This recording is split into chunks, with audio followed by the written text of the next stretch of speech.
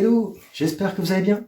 Nouvelle random review sur la Perfect Edition publiée par Delcourt Tonkam de Maison Ikoku, alias Juliette, je t'aime, à la pension des Mimosas.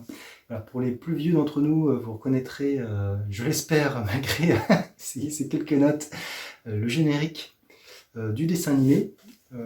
Dessin animé qui, pour être tout à fait franc, ne m'a jamais emballé. Voilà, j'étais pas du tout.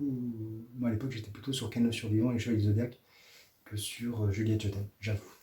Voilà. Donc, manga de Rumiko Takashi, édition perfecte qui aime bien, édition double, en tout cas, une édition pas mal. Les premières pages sont en papier glacé, mais il n'y a pas de page couleur. Donc, qu'est-ce qu'on suit? Alors, l'histoire est somme toute assez simple, hein. Je vous montre d'ailleurs. Voilà. Donc on suit les aventures d'une pension de famille où il y a un certain nombre de personnages qui vivent et dont une nouvelle gardienne arrive, Kyoko Otonashi, et tout de suite l'étudiant loser qui habite dans cette pension, qui s'appelle Yusaku Godai, je ne sais pas trop comment on prononce, tombe amoureux d'elle. Mais dans cette pension où on peut suivre des personnages vraiment loufoques, comme Akemi, qui est une femme qui est un peu bizarre, on ne sait pas trop ce qu'elle fait comme métier, mais bon, c'est un peu louche. Madame Ichinose et son fils Kentaro, ou encore une espèce de salaryman un peu bizarroïde qui s'appelle Yotsuya. Voilà. Donc on suit toutes ces histoires dans cette pension de famille.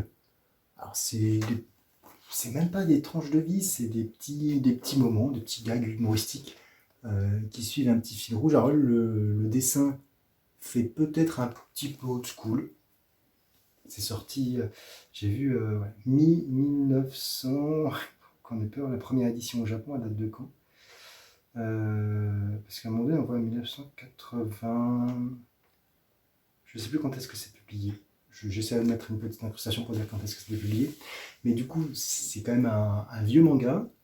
Mais l'histoire est quand même plutôt pas mal. Mais s'il y a des choses qui font rigoler, hein, dans le sens où les personnages mettent très longtemps à bouger, à faire les choses. C'est une espèce comment dire, de tranche de vie où chacun ne veut pas prendre de décision ou hésite. C'est plutôt plaisant, ça se lit très bien. C'est souvent marrant.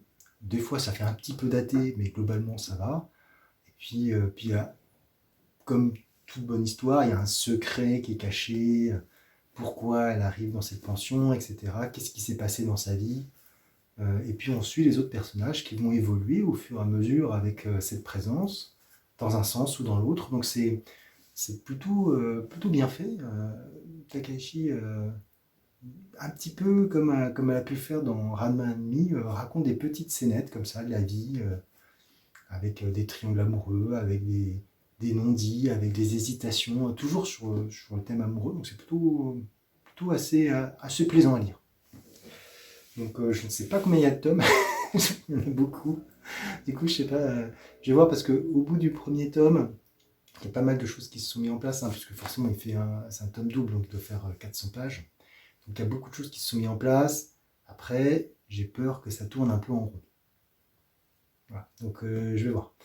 Parce qu'effectivement, dès ce premier tome, on a quasiment tous les tenants et les aboutissants. J'ai l'impression.